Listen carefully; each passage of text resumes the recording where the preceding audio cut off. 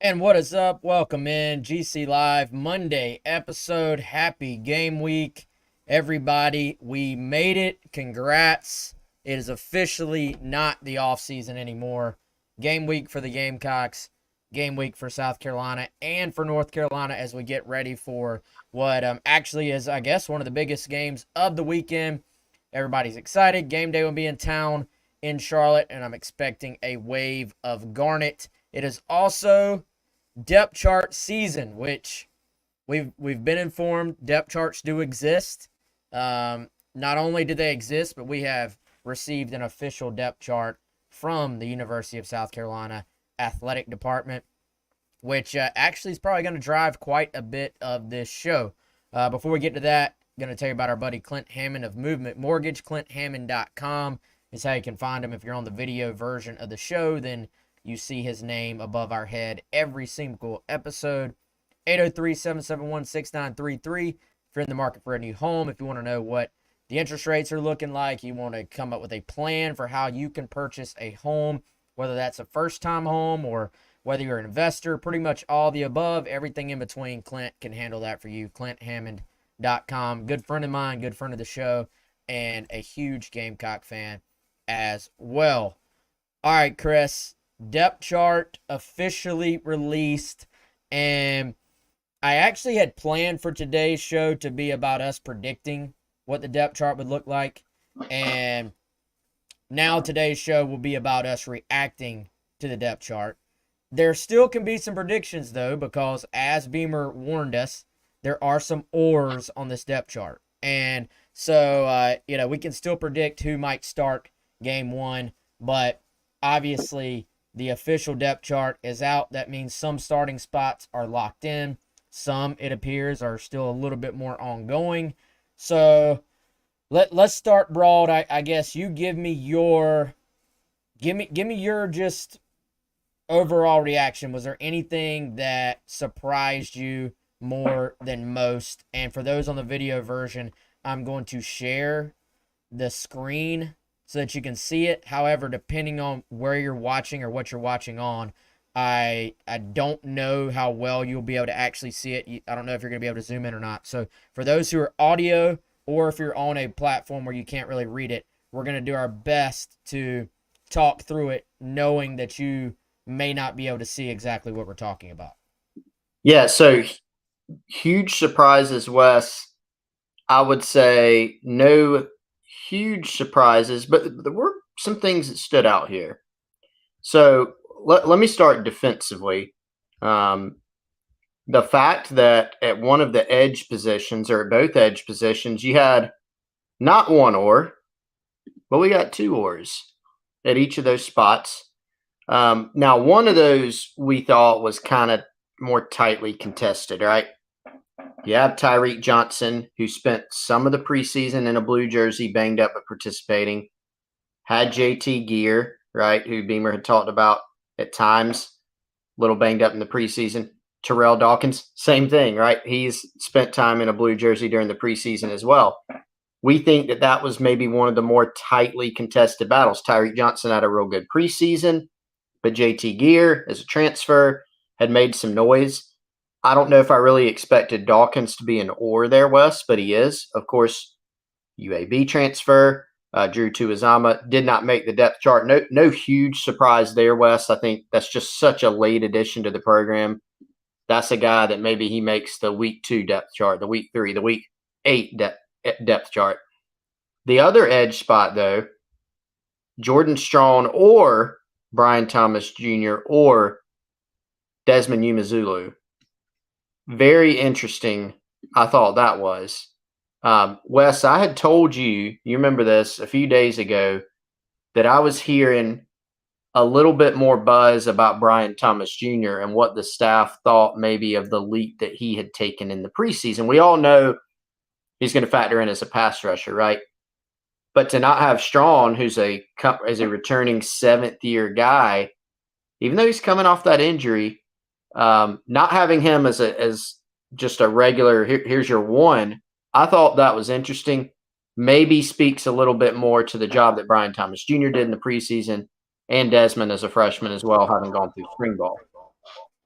Yeah, but perhaps Chris, the biggest surprise on this entire thing, to be honest. I kind of feel like, we do our best, obviously, to take what's being said publicly and also to take what we're hearing privately and kind of combine all that to try and give people an idea of what might happen. Now, you don't always know if it's going to play out exactly the way you think, and especially when there are some position battles down the stretch, as is the case with offensive tackle. It's something to kind of keep monitoring. However, I would say the fact that it wasn't, if you had told me this would say Jordan Strong, enter, like shift, next line, then Brian Thomas Jr. or Desmond Umeozulu, I would have said that tracks. That makes sense. I think it's that or between Strong and Brian Thomas Jr. that probably comes as maybe the biggest surprise to everyone. You look at the other spot, man. I mean, you kind of are in a situation. The other sort of end edge spot, they listed it as a true defensive end on this depth chart, but you kind of, I think that's more about health than anything of guys, because JT Gear banged up, a situation where I think he was trending or tracking to be a starter, but Yeah. we'll see how he feels. We'll see how the injury heals up going into game week. And Tyreek Johnson, been in that blue jersey for pretty much all of camp. They've been very careful with him. I think kind of you almost kind of have to put him on a pitch count, I think, at this point in his career as far as practice, just bringing him along. And I think you look at that and you're probably just saying, Dawkins, if Tyreek Johnson can't go and JT Gear can't go, then Dawkins is kind of next man up. And I do think that could be a scenario, Chris. Obviously, it's not listed here, but we do have to at least account for the possibility if several guys can't go. And I know Beamer was pretty confident that Tyreek Johnson would be probable this week, I think. So, but if several guys can't go, I do think you have to consider the possibility that they go the route like the bowl game and situationally like they've done other times and just roll Tonka out there at the end spot if they have to, It makes a ton of sense to do that. And particularly, Wes, I mean, you look at the fact that defensive tackle, you look at those top four right there. TJ Sanders is almost kind of a third starter for this team. Nick Barrett, by all accounts, has made a leap, and he's played some last season. He's kind of a forgotten guy on the defensive line overall for the Gamecocks, but I think he's made some strides. So even if you take Tonka out of the defensive tackle equation and you play him as a defensive end, even if it's situationally within the game, you've got those other three guys, and then you can always plug in an Elijah Davis, Wes, a Xavier McLeod. Those guys may be ready to see some snaps for you game one as well. So you're right. I mean, I think you look at the one spot, the edge spot, to me, speaks a little bit more to those guys, Brian Thomas Jr. and Desmond Umazulu, earning those things.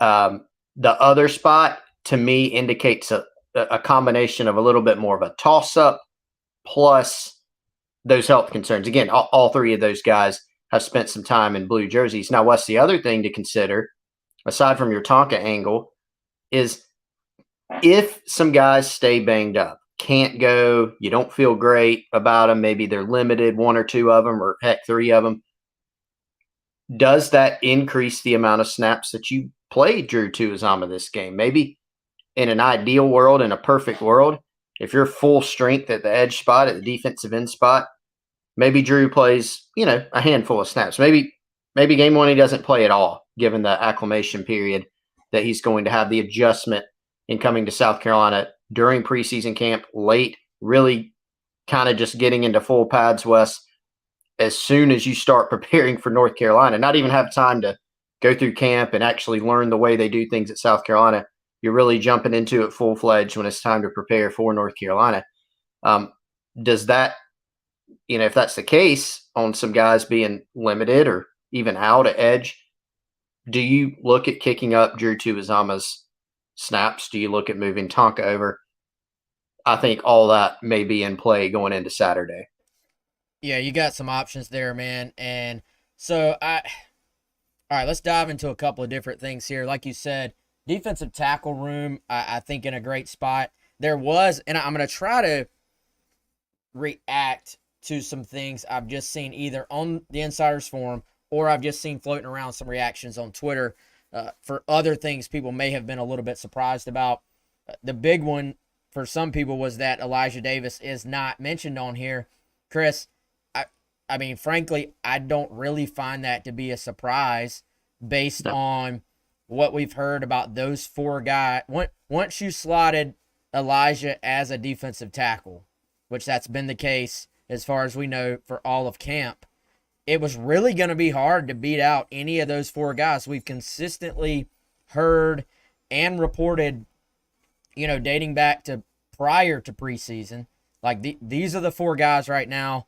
I know you even phrased TJ Sanders as kind of being almost a co-starter with some of those other guys. Like the staff thinks that highly of him, but then Nick Barrett continues to be that forgotten guy, but someone that the staff, I think, trusts and is high on. And, those are, if it's not a case of sliding Tonka over, those are your four guys inside.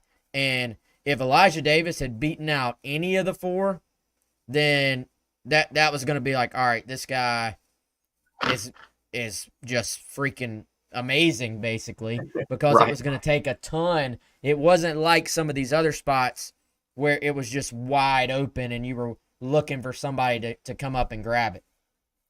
Wes, there have been some years, I was just thinking about this kind of live, where you watch South Carolina's defense, and there are a few specific years coming to my mind right now, and you feel okay about the ones. When the twos come in on the defensive line rotation, and I'm thinking specifically about inside for the purposes of this conversation, you go, ooh, there's a drop off here. Um, I do think there's some legitimate depth to this defensive tackle position. Sanders, again, co-starter, third starter. Barrett, kind of a forgotten man, but he's taken a step forward, a strong, well-built guy who is more of a run stuffing type as opposed to a pass rusher or a hybrid like a Tonka Hemingway. Different type of player, right? But if it's a true rotation, let's think about a true rotation of Hemingway, Huntley, Sanders, Barrett. You feel pretty good about those four rolling them in and out. And then behind them, you have, again, the names we mentioned, Elijah Davis, Xavier McLeod. You've got some options there. Wes, I think my question with the Elijah Davis thing is just kind of who would he have beat out here? I think your option, if you're just listing two spots, unless you're putting an or, those are the guys, and that doesn't mean that Davis can't contribute this year. I in fact think he will play some and potentially play some meaningful snaps. Unless you put an or on somebody, who is he beating out? So, I had someone on the Insiders Forum ask, has he not lived up to the hype? No, it's none of that. It's just that these guys ahead of them have played a good bit of football here. There's levels to that, right? But they've been around a while, all of them, and all of them had good preseasons and have shown some things in the past as well. Let's roll over to offensive tackle, Chris. That's a spot that we've talked about it. I mean, a ton, and those who follow us on the 107.5 show, I mean, we've probably talked about it on there, maybe even more than we should. It maybe gets old at some point, but offensive tackle has been the question mark going into the season. Really, both from a standpoint of, all right, who's going to start, who's going to grab a spot, and then the other side is a question mark from like, all right, are they going to be able to perform at those positions the way they're going to need to give Spencer Rattler, that room to operate and to be the quarterback that I think it sets up for him to be. So it had started to trend this direction, I think, in terms of these being the four guys. We talked about this earlier today on the radio show. It really feels like they have trended towards wanting to just play Ja'Kai Moore at guard after starting out camp, with him at left tackle. And so this depth chart does sort of reflect that. So I think that kind of confirms, all right, that's the thought process. And we said earlier today, Fugar, who was in left tackle in the spring, then he was at right tackle to start camp. It has kind of trended towards this exact very thing that we're seeing right here. And we even question, all right, are we going to see an or at both spots? And sure enough, that's what we have here. Sidney Fugar, and I will say just for complete clarity, and let me confirm this to make sure I'm saying this correctly. So South Carolina did not list left tackle or right tackle. They didn't list left guard or right guard for that matter. It's just offensive tackle, then offensive guard, offensive guard. That said, can tell y'all that basically the guys working at left tackle at this point have been Sidney Fugar and Jackson Hughes. Like I said, Fugar's bounced around a bit, but it's trended towards, like, recently, last week or so, it's been Fugar and Hughes at left tackle, and then it's been Kason Henry or Tyshawn Wanamaker at right tackle. So, Chris, they kind of balanced out those positions and said, look, you two guys fight it out here, you two guys fight it out here, and that's where we are. We're at game week. It's an or. I wouldn't be shocked if 3 or even all 4 of those guys got in the game. I'll say in a second which way I think that's trending as far as starters. But Chris, I mean, not really a surprise here that they decided to just stick with the oars at tackle, in my opinion. Yeah, that's the spot on the team, West, that seemed to be the most unsettled overall. I mean, and we could probably, you could pick one of those edge spots, right? Just because there are 3 or 4 guys maybe vying for a spot there. But this has been the one that we've identified the most. Now, remember the timeline that Lonnie Teasley formerly had to narrow some things down? It was the second scrimmage. And I'm sure that did help them narrow things down. But what is pretty clear to me is it's not 100% clear cut going into game one. Might shift a little bit even during this week of preparation. Might shift in the game, as you said. Might shift at some point during the season. There's just so many possibilities here. One reason for it, and I was talking about this earlier today with us, you look at tackle and kicking Ja'Kai Moore back inside. I think you've had a few things happen here have given you some more players, some more guys kind of arriving to the party to have a say at the tackle position. It seems like Fugar has continued to make strides. Jackson Hughes obviously came on during preseason camp after joining the program as a walk-on. Kason Henry got healthy. I mean, that was the biggest thing for him. Just missed the spring, recovering, missed most of the summer, was about 85% to start preseason camp. So for him, just to have a seat at this table, he just needed to be healthy. And so that's happened. And then Tyshawn Wanamaker, we've documented, had some dropped weight in the offseason and is getting back there as a player. He obviously has experience, and maybe, it could be that he has more and more of a say, Wes, as the year goes on. But it seems like a combination of factors here. The staff seems to feel that Ja'Kai's best position is playing guard. Remember, he got moved there last year. Left guard alongside Jalen Nichols last season was kind of the combination that they ended up liking. So they get to move him there, and then they have some more guys at tackle. So they seem to feel pretty good about it. It's not I don't think, Wes, it's we have 4 so we don't have 2 type of thing. But I do think this race still seems pretty close on the offensive line overall. One more interesting thing, Wes, before I pass the baton back to you to get some more thoughts on this, was looking back at last year at the starters for the Georgia State game. South Carolina has just one starter on the offensive line back, and that is Vershawn Lee, based on who started game one last year. And really, when you look at starters in their current position, it's 0. Vershawn Lee did not start at center. Eric Douglas did. And so with him moving over, South Carolina now has a new starter in every single spot.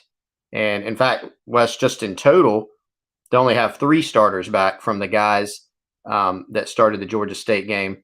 Spencer Rattler's one, Rashawn Lee is one, and then Xavier Leggett, who entered the season, Wes, as an oar with Juice Wells last year. He is slated to be a starter this year. So pretty interesting. I think I just kind of forgot that, to be honest, how much difference there was between last year's starting lineup and this one. Yeah, well, especially if you go back to the beginning of the year. I mean, a lot happened throughout the year last year in terms of shuffling guys in and out and moving them around and figuring out the best spots. And, you know, speaking of Leggett, that's a guy that I think you just continue to hear is, going to be in a position to have a breakout year this year. We saw flashes last year, has a chance to be that guy this year, I think, and maybe catch a bunch of balls as possibly their second leading receiver, potentially, behind Juice Wells. But, all right, so, Chris, I think this is trending towards Fugar getting first shot at left tackle, and I think it's trending towards Casey Henry getting the first shot at right tackle. It's listed that way as well.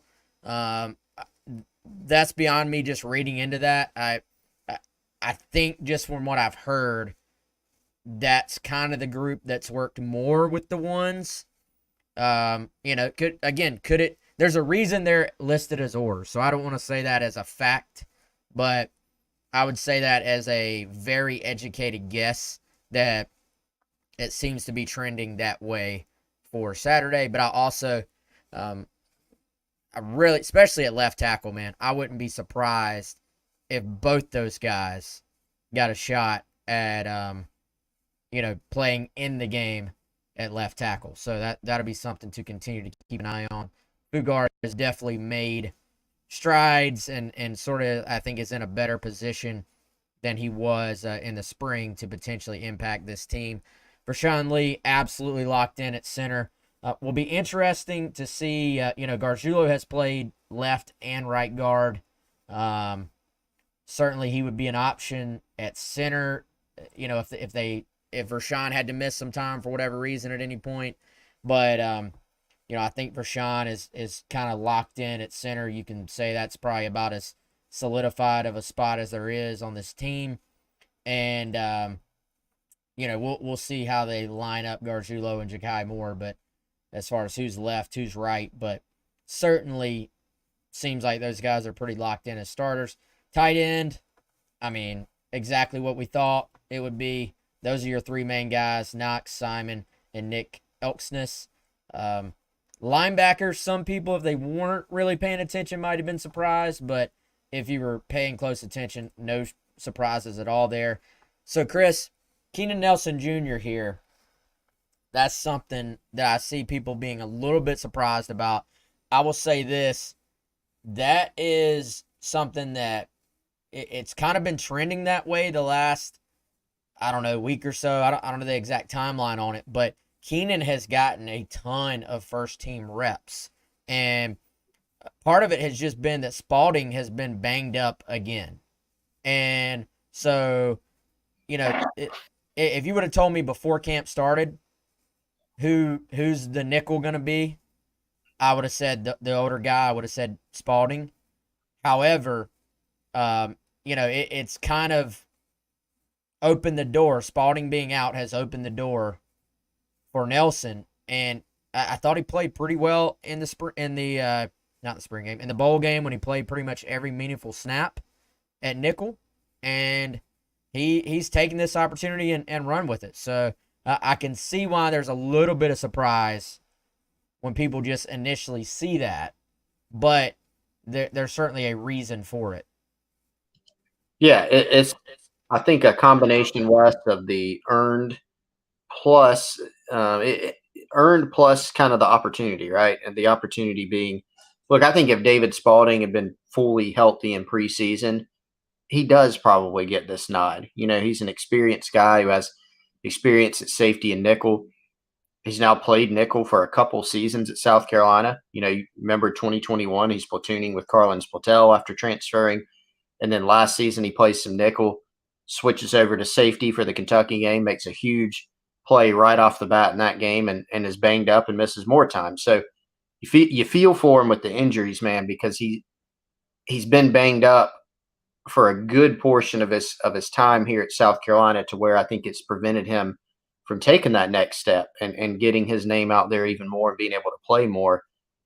So that's a factor here, but also Nelson Jr. has, by all accounts, improved. And I think getting to play so much in that bowl game was big for him. You know, being able to play, they played too many snaps on defense in that game, but being able to play that many snaps in hindsight certainly helped him. Former 4-star guy, former highly rated guy.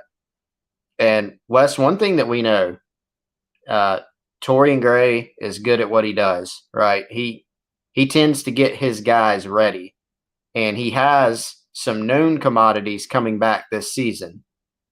But every single year at South Carolina, Torian Gray has entered the season with questions, right? 2021, who in the world is going to play safety? Here's Jalen Foster, All-American walk-on. Last season, who in the world is going to play safety? Here's 2 freshmen from the state of South Carolina, one of which hadn't played DB since 8th grade, you know, and then they end up doing what they did. And so this is an intriguing one for South Carolina. You hope that you have a healthy Spalding for as much of the season as you can, but I also think don't discount the improvement that Keenan Nelson Jr. Has made and could continue to make behind the scenes too. For sure, man. Hey, a 4-star guy too. So, kind of living up to that billing at this point.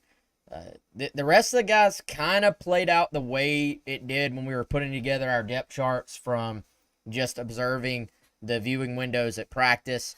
Emory Floyd and Judge Collier. That's maybe, I wouldn't say he's a surprise because we kind of saw it in practice, but if you looked back at preseason and we're kind of trying to piece things together, Collier sitting here on the 2 deep, you know, maybe instead of a Vakari Swain, might have been something that would be a little bit of a surprise. I still think in time you're going to see Vakari Swain very much in that mix there at cornerback, and you know, is a guy that I think can help this football team in one way or another.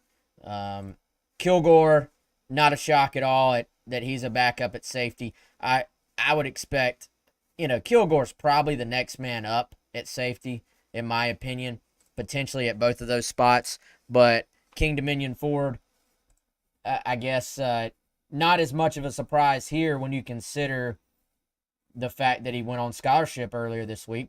There's a reason for that. And, you know, obviously he's had a strong camp and is rewarded not only with a scholarship, but with a spot on the 2 deep. Kind of going through real quick, again, for those who can't see it, Stone Blanton and Pup Howard, the guys at Mike, Debo Williams, and then Mo Kaba, the guys at Will. No real surprise there. That's kind of been how they've rotated in for much of camp. Spencer Rattler, then Luke Doty at quarterback. No 3rd quarterback listed. Juju McDowell listed as the 2nd running back behind DeCarrion Joyner. Again, it's been trending that way for all of camp. Chris, Beamer did throw the old okey doke on us. No oars at wide receiver. I know. How about that? We had 2 last season? Is that right? Or 3? We had 3. 3. All 3 of them. And we knew the starters were going to be pretty much locked in, but Beamer certainly hinted last week that there could be some oars between the 2nd and 3rd team. But I guess they decided these are the guys we're rolling with right now. Yeah, very interesting stuff. And now, Wes, any surprises in here for you? Look, Eddie Lewis being number 2 at slot, no surprise. Not surprised by Omega Blake, given what we heard in the preseason. And you can't, I don't think you can say, look, what a surprise. Nick Harbor's number 2. Like that in and of itself isn't a shock. But I think having no presence from Peyton Mangrum, right? That may be a mild surprise, and that maybe he could have made the depth chart as an or. Maybe a slight surprise there. Another one that we've been asked about is Elijah Caldwell, right? There was a lot of buzz with him this summer. Early in the preseason, not as much. And then we did hear more kind of towards the end of the preseason. But with Nick Carber, and look, he did miss some practice time. We know that. So that's kind of another factor here when you're looking at the depth chart. Just kind of interesting. Not super surprising, but I will say interesting, particularly with Peyton Mangrum, that he didn't make an or designation, is how I'm looking at it. Yeah, no, I agree, man. I'm with you. I wouldn't say like surprised, or I wouldn't say shocked, but Right. if I had put out my projected if I put out my projected depth chart before this came out, even if I had put it out this morning, I would have guessed there would have been three ors between 2 and 3 on this list, basically between the second line, like second team and third team. That's what I'm trying to say. And I would have had Harbor on there. I would have had a Mega Blake on there. But if you'd have told me, no, there's not going to be any ors, just go too deep at each spot, I probably would have listed Peyton Mangrum. So I would have been wrong on that. I probably would have listed Omega, Eddie Lou, and then Peyton Mangrum on there. So Conspiracy, Wes. Did they put Nick Carber on there just to avoid 8,000 questions about why Nick Carber isn't on the depth chart? I mean, possibly. I think you're hoping it means that, all right, this guy for one is healthy, and two, is going to be a big part of the offense because obviously the natural athleticism and talent there is incredible. But I think, Chris, we're going to see at least. I think Elijah Caldwell, as the year goes on, is another guy to keep an eye on that's going to possibly push into the rotation. I also think, Peyton Mangrum probably a guy who's going to be in this rotation at some point as well, particularly, with some of these guys being banged up, how, even if they're available, how close to 100% are they? Juice Wells is a guy who's been through an SEC season before. Nick Harbor, I feel like he's going to need that game prep, that game week prep going into a matchup that maybe a veteran you don't necessarily need, So I think that'll be something to keep an eye on this week, going into Saturday as well. Yeah, absolutely. I think, Wes, here's my question. I think last season you kind of had 5 starters, basically, right? It was interesting. I was looking back at the Georgia State game again. The guys that started were actually Xavier Legette and Jalen Brooks because they went 2 tight end on the first play of the game. That's kind of how you count the starters, right? So they kind of had 5 starters, right? 2 of those being guys that are not with the program in Josh Vann and Jalen Brooks. This year, your starting 3, they're much more entrenched. Like there's more of a gap for me, and I think for the staff too, between number 1 and your number 2 guys. So my question is, do we see maybe less rotation this year, at least to start the year? Well, another side, kind of byproduct to that, Xavier Legette is expected to be your starting kick returner. I think Wes, he's going to have more than that in terms of his role on special teams. Marion Brown is also, in addition to maybe he does something else for you on special teams too, because he's got a lot of speed. He's also your starting punt returner, right? We know Pete Limbo, Shane Beamer, they're going to play starters on special teams. Most of the really good teams around the country do, if you actually emphasize it. So the question becomes, how do you balance that? Can you play, let's say you play 75 offensive snaps. How many breathers does Xavier Legette need during the game if he's out there playing special teams, he's out there returning a kick? You do need to be able to have some guys that you can trust come in. But I feel like your trust level, again, this isn't the same thing where you're rolling out a Brooks or a Josh Vann. Like there's a little bit more of a question here in terms of your starters, because Eddie Lewis has played a lot of football, right? You might feel best about him from a trust standpoint because he's played the most ball. Other than that, you've got some young guys on this team that have done some good things in practice, but you'll be throwing out there for the first time. And it has, frankly, Chris, it has been kind of I would say relatively quiet for Eddie Lewis this preseason too. So I don't know if that means anything. I don't want to read into that, but I think for that whole group, you're going to be kind of you're in that stage where you're looking at, all right, here's what we know we saw in practice. Does it get translated over to a real football game? And I think with Emeka Blake, with Nick Harbor, Elijah Caldwell, Peyton Mangrum has played some snaps in a real football game, but not a ton of snaps at wide receiver. So the guys rotating in, I do think that's going to be probably something to keep an eye on as the season progresses. Does it change? Does somebody else step up and take the punt return duties off of Amarian Brown, just so that's one less thing he has to worry about, if it's relatively equal? That was something where you listen to Pete Lembo talk about the guys at punt returner, Chris. He seemed to feel relatively good about several guys. So, do you sort of, if you're having to play somebody a bunch on offense, do you kind of change it on the other end? We know that on top of minivans that your top kick returner is a non-negotiable. Yep. For Lembo. So, we'll see how all that plays out. Speaking of that, though, Chris, we were going to gloss right on over that. I don't want to.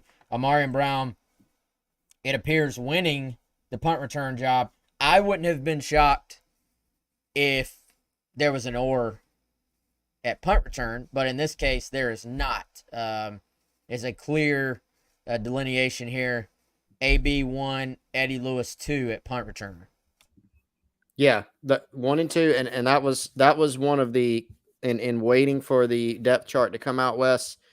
That was one of my top few questions of what would that look like, and I think none of the three scenarios, or Eddie Lewis being listed 1 or Marion Brown being listed 1, none of those would have been classified as a huge shock. So we knew it'd be Luedecke. I think Lembo had already mentioned, hey, DeCarrion will be back there, Juju will be back there. But XL's the guy that they're going to roll with in all circumstances or almost all circumstances. Then a Marion Brown, Eddie Lewis. Here's another thing, Wes. Pete Lembo mentioning at one point recently that, hey, maybe we'll have 2 guys back there at some point. So there's something to watch out for. It's those 2.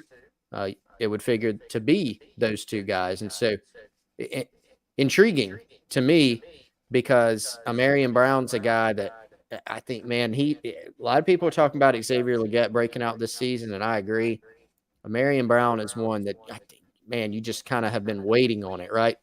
Has not scored a touchdown at South Carolina yet. Hard to believe. Very hard to believe, right? Had a really good punt return against Clemson.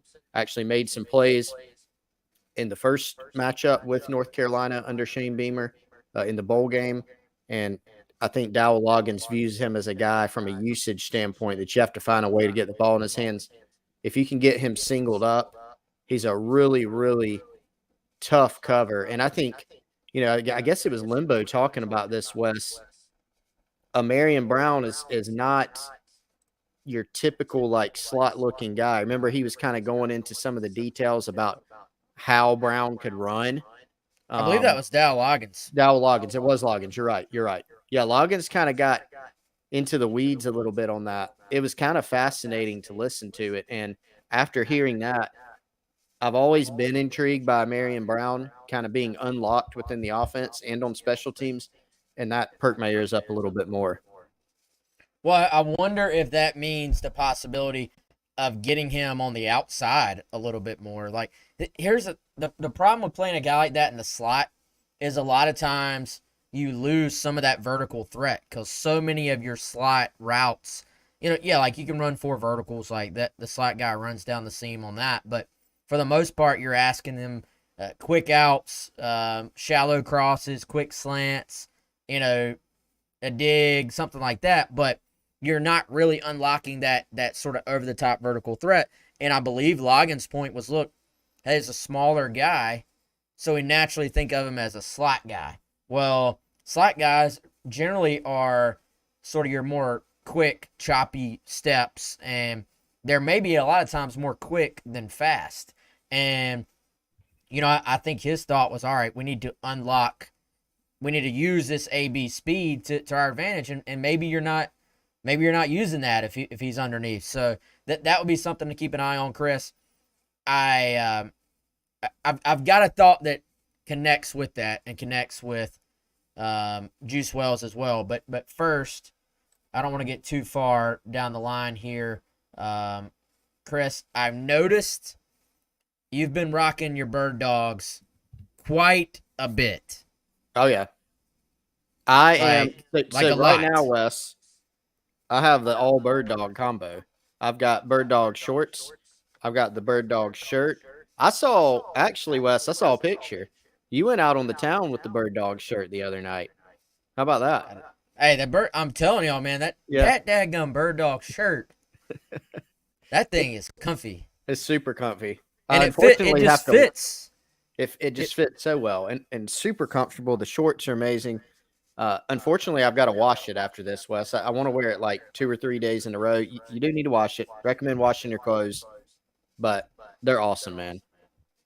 So I mean, if y'all have watched this or if y'all have met me, y'all know I'm not the tallest guy in the world. I like the bird dogs shirt because it doesn't hang so daggum low. Like some polo shirts hang very very low. This one does not. So check that out, birddogs.com/gamecocks. Yeah, I was about to say /Gamecock Central /Gamecocks. And guess what? We've got more free stuff from Bird Dogs. Chris, I believe, I'm trying to make sure I say this right. You get a free Bird Dogs Hydro Flask style water bottle this Ooh. time. So order now, birddogs.com/Gamecocks, or just put in the promo code Gamecocks on the website for Bird Dogs. All right, so wide receiver. I'm continuing to hear confidence, Chris, that Juice Wells will be on the field for South Carolina. Beyond just the public, I know people are a little bit, that's just what they're saying publicly because of injuries, situations of the past. Continues to look like Juice Wells will play. However, if for whatever reason, let's say he doesn't, or just he's limited, like they maybe have him on a snap count or something, I think this is where you would maybe see South Carolina run a little bit more two tight end. That would put Amarian Brown outside, Xavier Legette outside, and then you'd be putting Trey Knox and Josh Simon on the field together. I tend to think we're going to see quite a bit of that this year anyway, Chris. But to me, if you're going in this game, you're saying, all right, what gets my weapons on the field? Obviously, that involves Juice Wells. But if there's any sort of, we're going to play Juice, but maybe we play him a few less snaps than normal. If there's anything involving that, I think you quickly say Josh Simon could be a key player in this game because we know Trey Knox is on the field, we think, if you're in three wide. So Trey's going to be out there regardless. But if you're going to a lot of two tight ends, that introduces the potential for a big game for Josh Simon, I think. Well, and here's where it is so nice to have those two guys as transfers that have played a lot of football and have played at a high level. In that, Wes, so let's take your Juice Wells scenario that you just laid out there.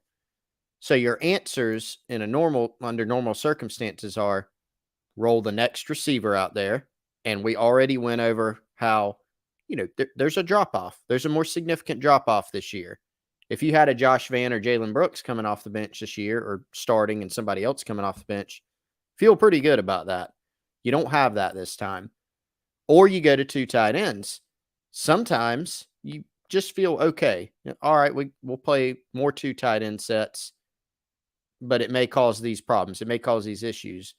Now, if you play two tight ends, if you're South Carolina, you feel like you are getting your playmakers on the field, right? You would like ideally to have your two tight ends and Juice Wells on the field, right? But this is all, of course, a hypothetical scenario. Josh Simon, Trey Knox, man, I get the feel those guys were kind of closer to a 1A, 1B, and which is why I think they listed 2 tight ends on the depth chart. It's one reason for it in terms of their impact and in terms of how they played. A lot of people are looking at Trey Knox as being first man up. If there's one tight end out there, he's the guy. That may be true. I'm curious. So there's some situations, Wes, where it's just Josh Simon on the field as the first tight end. There's, of course, going to be scenarios when they're both out there. Point is, the staff has been very happy with what they've seen from both Trey Knox and Josh Simon in practice. I think, Wes, not only have they been what the staff thought they would be, they've probably both been even better than they thought they would be. They made some high-level plays in practice. And when you look at a North Carolina defense, Wes, that's trying to answer a lot of questions, tight ends, they can be a very, very tough matchup for a defense. Gamecocks have a couple good ones. So I'm just in general, Wes, let's say everybody is totally good to go and as close to 100% as possible. I'm fascinated just to see what personnel packages roll out there on Saturday, regardless. That's one of my favorite storylines going into this game is just what does Logan's offense look like? What do the personnel packages look like? I know we'll dive more into that, kind of get more into the weeds on that later this week, but just wanted to mention.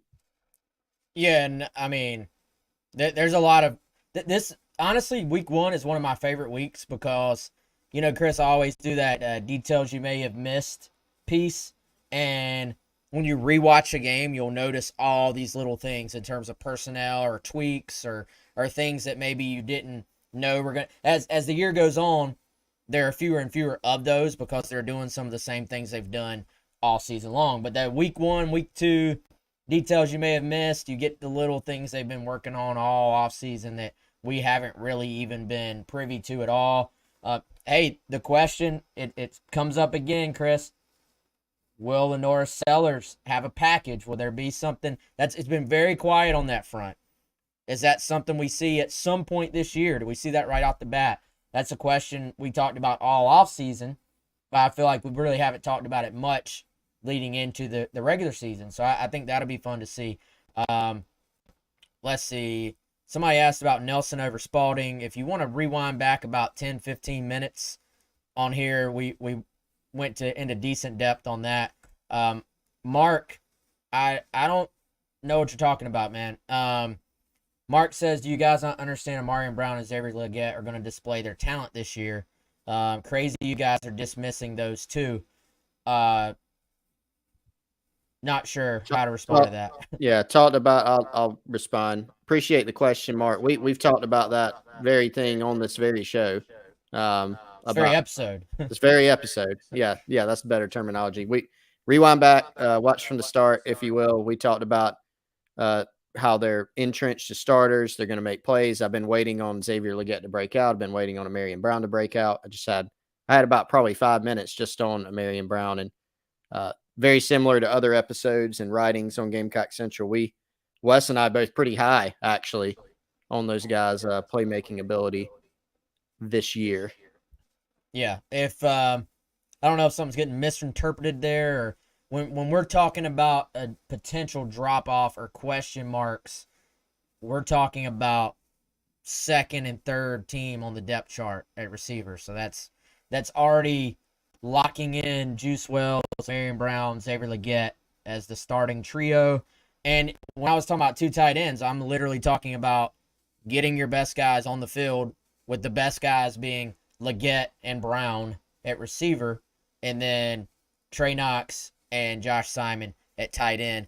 In that scenario, if you were having to limit Juice Wells snaps in this game. So, yeah, hopefully that clears that up. I don't know. We've been high on those guys really all off season and for multiple seasons the last few years, and I think it sets up really well for them to have big seasons. Let's see, running back, Chris. I would say obviously not surprised at all. To carry on's one. Juju McDowell. I think you look at Juju, and we maybe got a little bit caught up early in camp with the fact they were still holding him out of 11-on-11 work. So it looked like, all right, sometimes you had Bradley Dunn out there with the twos. You had Mario Anderson out there with the twos a bunch. DJ Braswell out there with the threes a bunch. Some of that was because they were still easing Juju back in. He's listed with the twos. I still, based on what Beamer said last week, I think we're going to see a lot of backs. Like, I think that, Juju has experience. He's going to get his chance.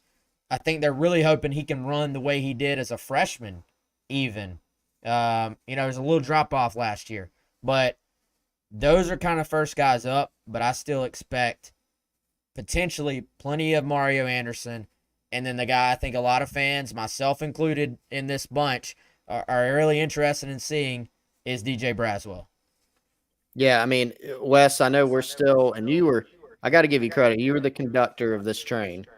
The DeCarrion Joyner being the number one back. I think you made a very early call on that, from what I recall. And that's still the case. So I'm thinking back to some comments Montario Hardesty made during the Birdies with Beamer golf tournament. He spoke with the media there. And we kind of picked his brain a little bit on the whole. It's a very common question in the preseason, right? Do you want to use a rotation? Are you going to have a top back? Are you going to have a top two backs? And I like the way he gave us he some great answered it. stuff, man. Yeah, it was really good stuff. And I like to kind of simplify it. He said the players dictate the playing time, right? And that's a really good way to look at it. How you practice determines it, how you play determines it. And Joyner has obviously earned that number one spot. Now, I think the question that we're all going to have still is, what does that look like? I mean, if he gets in the game, Wes, and is just tearing North Carolina up, well, you're probably not going to see much of a rotation in the game because you ride that hot hand. But if at some point he needs a breather and another guy comes in and it's Juju and he's also tearing them up, then kind of the game flow may dictate that and establish that. I do feel like Joyner has a pretty good hold on the starting job, right? I don't think that's precarious. We got to see what he does game one, his actual first game as a college running back, not his first game as a college player, of course. Then he's going into his sixth year. But it is part of kind of the mystery, right? How does that rotation evolve during the year if there is more of a rotation? I think all those guys have very different skill sets. I think there's places for all of them to get carries on this team, but how it shakes out, to me, little bit more of a question still. And I do, Chris, hope that people will be a little bit patient with DK. Like, I think, obviously, if the line goes out there and sort of just creates big holes like they did against UNC's front, 2 seasons ago in the bowl game, then it's going to be a very easy transition. I would think, being Joyner, yes, you're getting all these running back reps in practice. Yes, you've played Wildcat quarterback in college football games. You've played wide receiver. You've played true quarterback in a college football game. I still imagine the little intricacies, the little, do I need to be patient here? Do I need to just stick my head in there and go in this situation?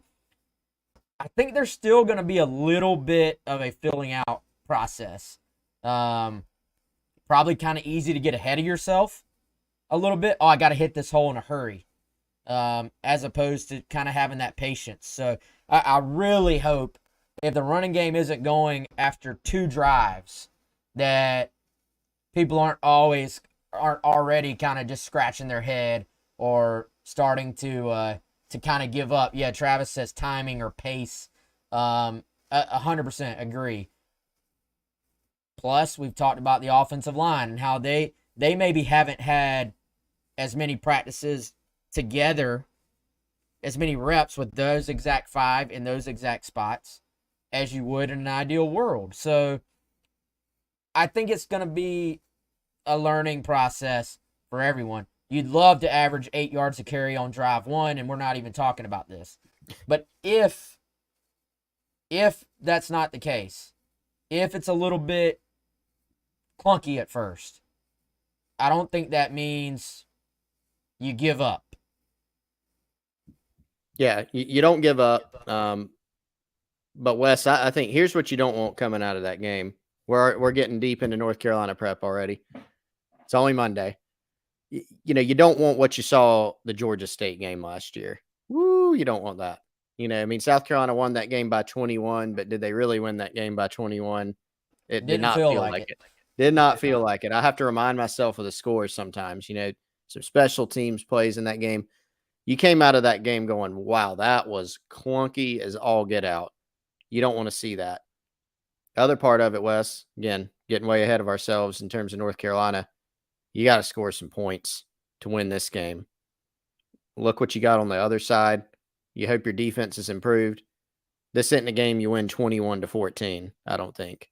You got to score some points in this game. And so Shane Beamer's harped all off season on stopping the run, limiting turnovers, being able to run the football. So this piece of the equation that we're talking about with the joiner with that offensive line, it's a big, big part of it.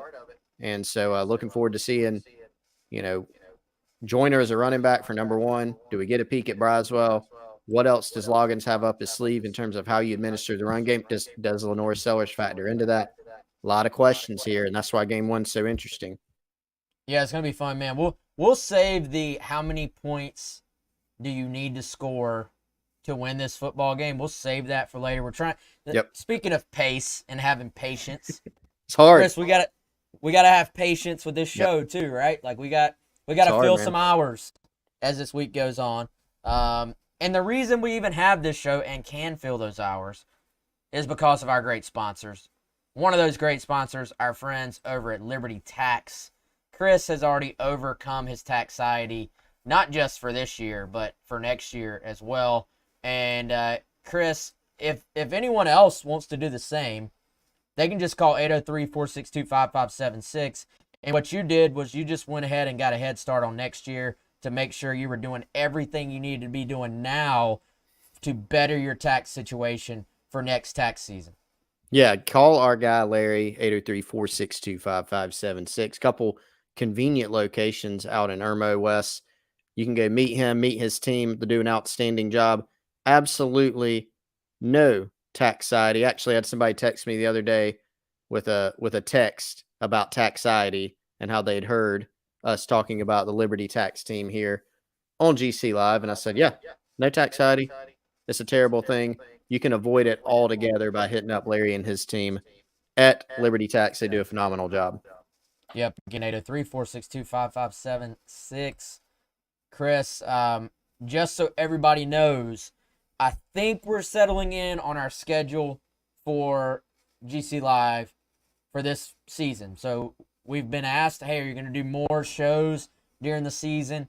The answer is absolutely yes. So every Monday, as has always been the case, I think, 2 o'clock, that will be the reaction show. Whatever has just happened, we'll hop on. We will have had time to go back over the game on Sunday or Monday morning.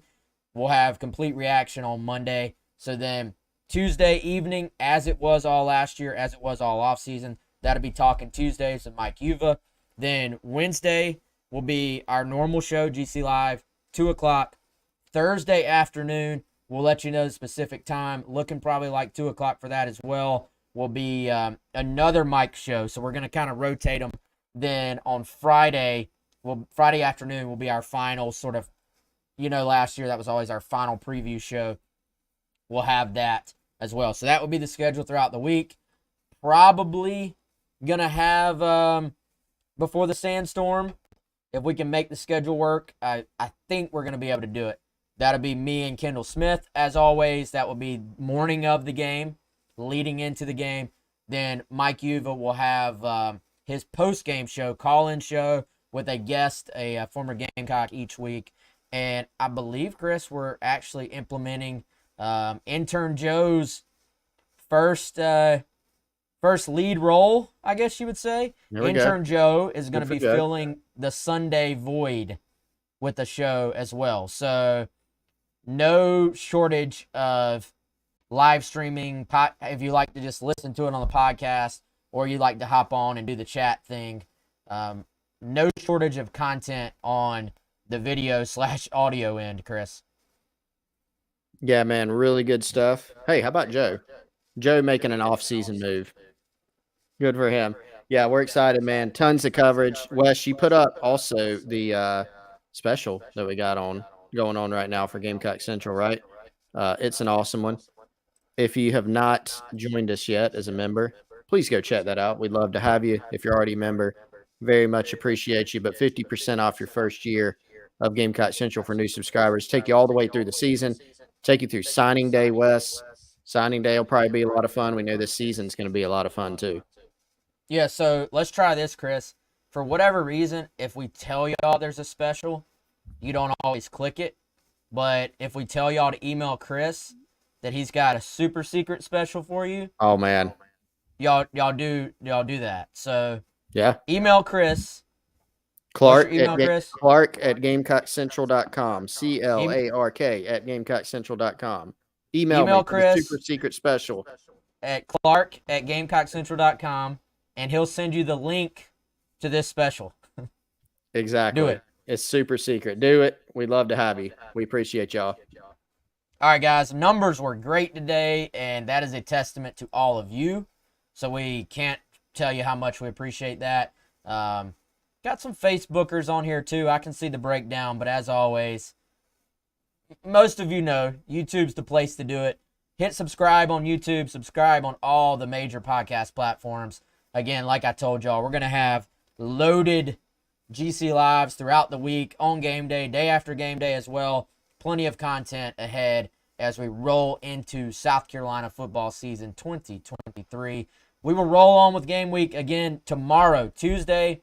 Will be GC Live at night, 7 o'clock. That's Talking Tuesdays with Mike Uva. He will have reactions from what Beamer had to say on Tuesday, his normal press conference. Then Chris and I on Wednesday afternoon will have reactions from the coordinator press conferences. So plenty to get to. Looking forward to it. For Chris, I'm Wes. We'll see y'all.